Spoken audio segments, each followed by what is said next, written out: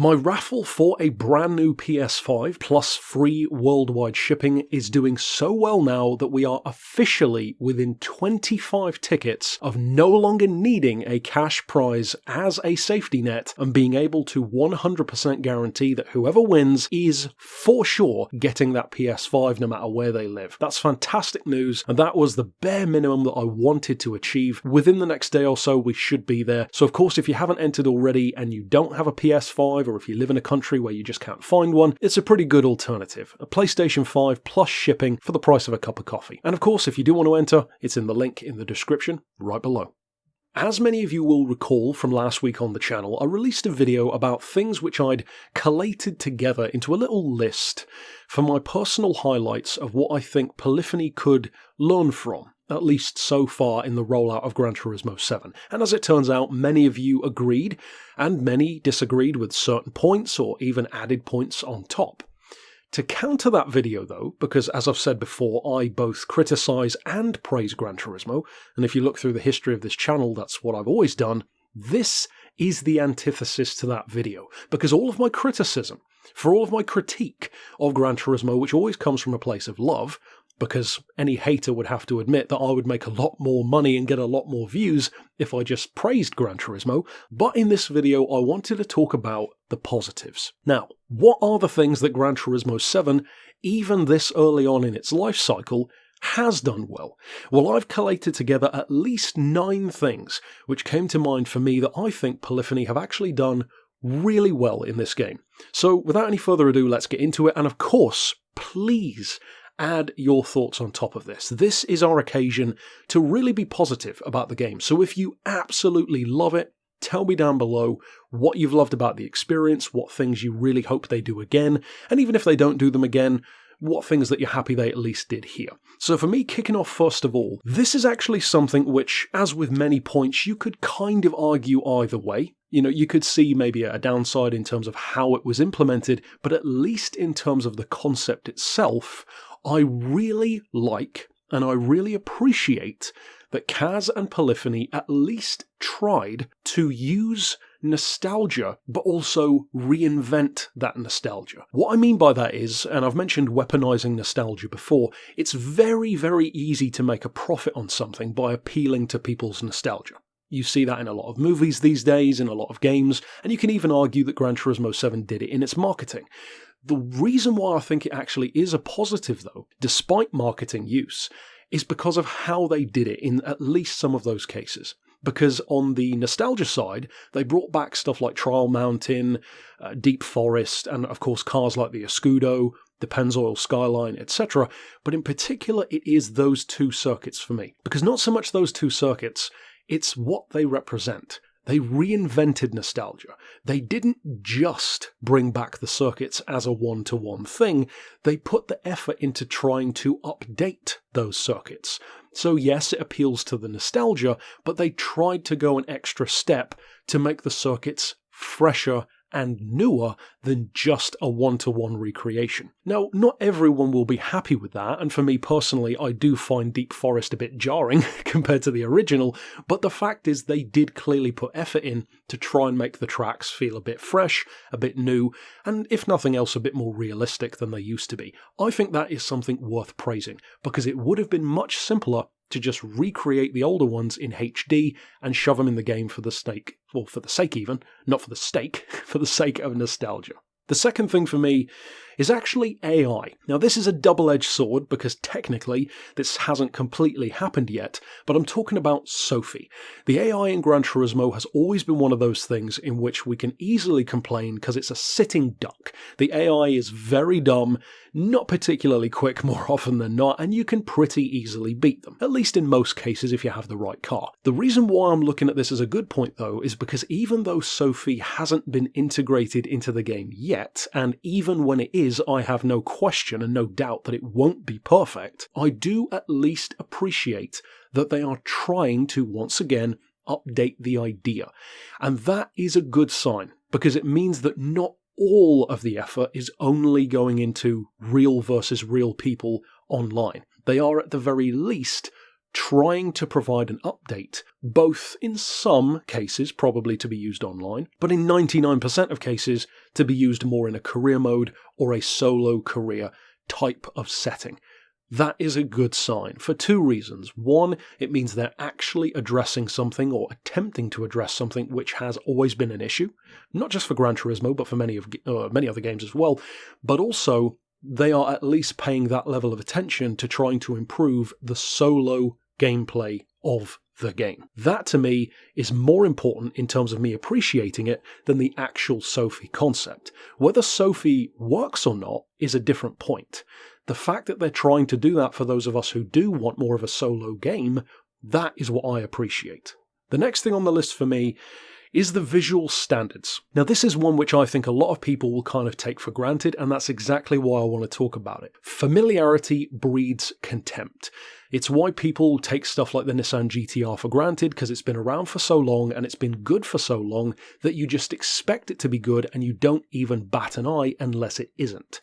That's a shame, because it means that our natural human tendency is to only point things out when they're less than perfect. And some would probably say that that's exactly what I do about Gran Turismo, hence this video. In this particular occasion, I want to praise the fact that Gran Turismo has never really dropped the ball in terms of constantly trying to make the visuals of the game as good as they can possibly be for their particular time. Now that's not to excuse stuff like using, Gran Turismo 4 models all the way up until Gran Turismo 6, which at the time we complained about, but many of us would probably look back and think, you know what, I wouldn't mind a few more of those cars, but that's by the by.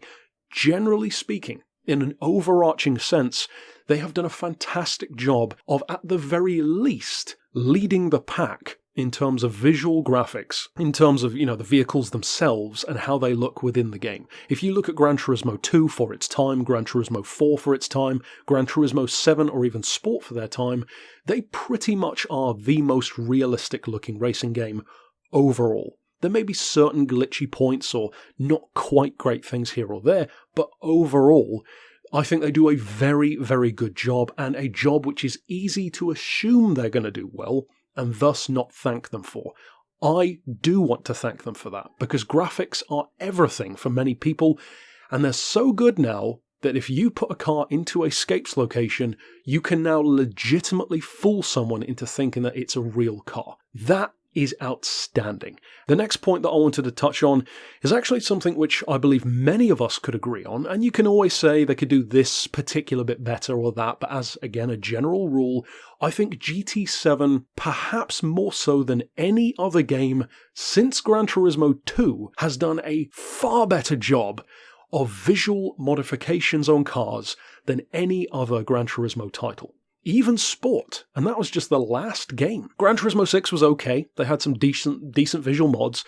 Gran Turismo 2 was fantastic because you could turn cars into completely different models, like the Dragster, stuff like that with the Ford Taurus, I believe it was. Or actually, no, it wasn't a Taurus. The Taurus was a NASCAR. I should say the Dodge Intrepid turned into a drag car, but that's by the by. Gran Turismo 7 has really, really good visual mods, and going from not really doing any visual mods in most of the games, usually just a wing and wheels at best, to not only having a great livery editor, but also wide bodies are in. We have, in many cases, good bodywork mods.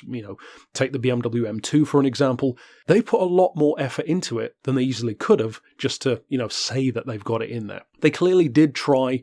Some cars definitely have more than others, but still, you can wide body and modify the majority of cars in the game. I think that's really cool, and I do definitely want to thank them for that, because it makes special projects much more interesting, replicas much more interesting, tuning cars, making them quicker, actually in many ways, like a wider track from a wide body. There are a number of performance benefits, but it also really helps those of us who love to tune and to create and to be more creative rather than the racing side. That is great, and I'm really grateful for that, and I'm also really excited to see if that is carried over to whatever the next game is and what kind of changes or additions or improvements are made therein. The next thing for me will be a controversial one, but in what might sound like a rare occasion, I'm actually going to stick up for Polyphony here. Now, I may regret sticking up for them because I can't say this for a fact, but I'm going to say this with reasonable certainty, and that is, I actually think it is awesome how many Scapes locations we have in the game, both in GT Sport and in GT7. Now that might be the last thing that many of my haters would expect me to say, because surely HSG seems like the kind of guy who'd say, oh, why are you putting thousands of Scapes in when you could have put that time into something else?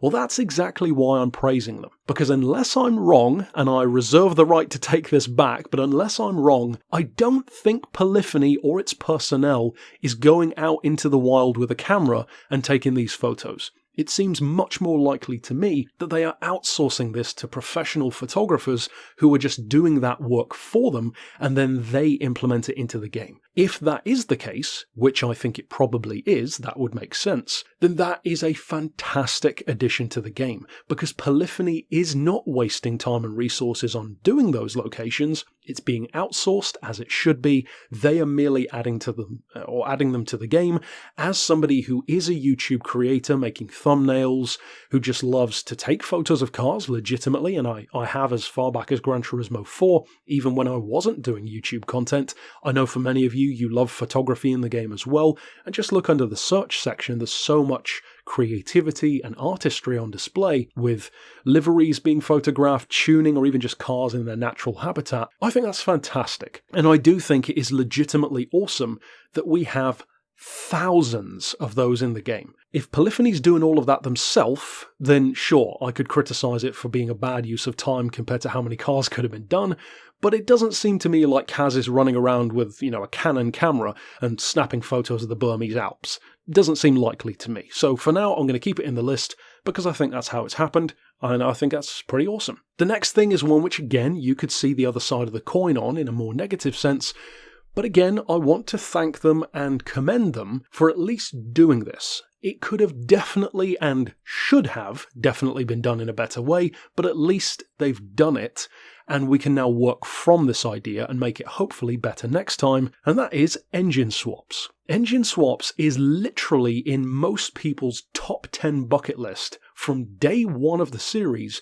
for something to add to Gran Turismo. Forza's been doing it forever, and they've done it overboard, in my opinion. I love the concept of engine swaps, but when everything ends up being a Lamborghini V12, the game ends up feeling like Road Trip Adventure, but in a bad way, where bodies just become like interchangeable things when all the cars have basically the same performance, which undercuts the idea of an engine swap. The way that Gran Turismo has done it is a way that makes more sense. You have a certain swap that can fit into a certain car, and for the most part the swaps are pretty cool. The flip side that I mentioned is, of course, that the way you get those engine swaps is not very good. You should not have to win those, but again, it's not a predominantly negative video, so I'm not going to hang out on that. And again, I touched on that in my Things to Learn video, so if you want to rant about it, check out that video, and I certainly did.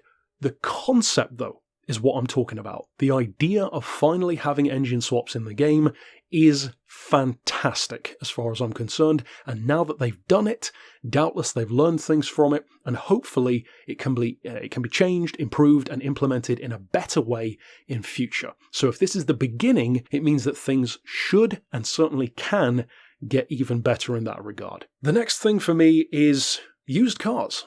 Bringing back used cars is, I think, a great idea. And the number one reason why it's a great idea is for people who are earlier on in their game journey. For me, for example, if I can find a car in the used dealer which is cheaper than the price in the used, or the new dealer, I should say, well, of course I'm going to buy it, because the added mileage doesn't really mean anything, and you're getting a car for a discount. That's always what it's represented in Gran Turismo, and even in the older games, the used car dealerships were actually so instrumental that you could factor them into strategy guides. Like, you could literally jump into Gran Turismo 4, add 100,000 credits from your Gran Turismo 3 save file, and then literally start the game with a Buick Special from the new dealer, or buy a used Evo for peanuts, and get a huge head start in the game.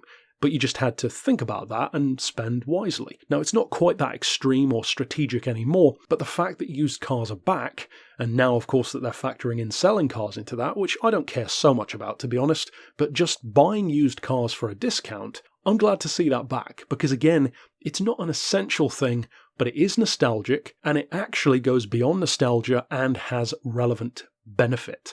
It makes it feel more realistic and gives the game a bit more character, and I like that. The next one for me is actually driving missions. Again, this is an example of using nostalgia in a good way, because driving missions are one of those things that you curse when you're younger and you value when you're older. Because when you're younger and less experienced, as I remember being in Gran Turismo 4, you don't even know how much I wanted that Jay Leno tank car, man, and doing that Skyline Slipstream mission was the biggest pain in the ass my 10-year-old, 12-year-old, whatever age I was, brain could possibly imagine. I didn't understand the concept of slipstreaming, so I didn't understand why I couldn't win, and the notorious Mission 34 with the SLR McLaren around the Nürburgring, these are iconic core memories for many of us, and there are missions of course in other games, but for me GT4 is the one that stood out the most. I'm not going to say that GT7's missions are immediately as memorable or as iconic, but the fact that not only they brought them back, but they also gave really good prizes for them, including, if I recall correctly, the Chaparral 2J, a pretty massive prize, again, weaponizing nostalgia in a good way. I love that. To me, there is pretty much no downside to how the missions have been implemented, and this is one of those things that, to be honest, I can say, with no caveat, really well done. I don't think there's anything that they've done about missions, at least that I can think of, that I would want them to change or improve. There's a good amount of them. It's good to have the different selections and different levels of difficulty. It's a nice mix of drift and drag and endurance and multiple different things, and the prizes are really cool as well. There's a nice mix of forcing you to work hard to get it so you don't feel spoon-fed, but also giving you prizes that actually feel worthwhile, like the Chaparral 2J that I mentioned, which otherwise would be a lot more expensive to buy. So yeah, I love seeing missions back, and I like the effort that was put in. Even if we don't get any more, the ones that we already have are cool, and again, I hope that they carry that over to the next game. And last, but definitely not least, this one is another controversial one, but for me it's one which, again, I don't need to agree with every single implementation of, but as a concept, I appreciate this, and for me this ties again into stuff like constantly improving the graphics. And that is the physics. The physics of every single Gran Turismo game feel legitimately different to every other game in the franchise. Gran Turismo 3 feels nothing like Gran Turismo 2, 4 feels nothing like 3, and vice versa. My favourite physics of the entire franchise are probably Gran Turismo 5. GT7 and GT Sport take a little bit more getting used to, because they more accurately portray the kind of swaying and weight shift of a car, as they should, but they don't go to the degree where you have to play with a wheel, or that you're either going to get it in 5 minutes or just hate it for the rest of your playtime. It is accessible enough to a wide enough group of people that you can definitely get into it and enjoy it and learn to be better, but it's also realistic enough that I can legitimately have videos on this channel comparing stuff like a real Maserati to the one in the game, a real M2 BMW to the one in the game, and be able to say that the game, in some occasions at least, is pretty damn accurate to real life in terms of capturing, even on a controller, what a car should be represented like. That is a great thing to me. Now, the payoff is more in terms of the point system, constantly changing that. But again, I don't want to dwell on the negative, and that is kind of a different point because it's tied into physics, but not directly necessarily. That's more of a tuning change, really. But the physics themselves, in terms of not what the physics feel like, but the fact that the team at Polyphony legitimately do try to reinvent the physics and both make them more realistic, but without sacrificing the accessibility for the players. And again, like the graphics, I think that is something that's kind of easy to not appreciate, not think of, and not really even consider unless you actually stop and think about it. So for me, those are the things that stood out the most, by far for me, about Gran Turismo 7, in terms of things that I like about what they've done, concepts that I appreciate them putting effort into, and in the case of some things which could and should have been done better and maybe will be in future, but at the very least have given us some building blocks that can be learned from, improved on, and make the next game, or even this game later on in its cycle, that much better. Of course, I hope you guys have plenty of positives as well to put down below, because it's not the kind of thing that I enjoy being negative about. I simply can't not call out issues as I see them. Doesn't mean everyone's going to agree. Not everyone is going to agree on positives or negatives, but at least having these two videos, it falls into both camps, and none of these are made up. I legitimately believe everything I said in this video and everything I said in the other one. And for some people, especially in this day and age, it doesn't seem to be something that they can wrap their brain around, that you can simultaneously like something, but also criticize it. That seems like an alien concept, unfortunately, these days, but there you go, I just did. So, of course, that is it for this video, and if, once again, you would like the chance to win a literal brand new PS5 console for the price of a cup of coffee, then of course check out the link below. But until next time, I'll see you then, and for now, as always, thanks for watching.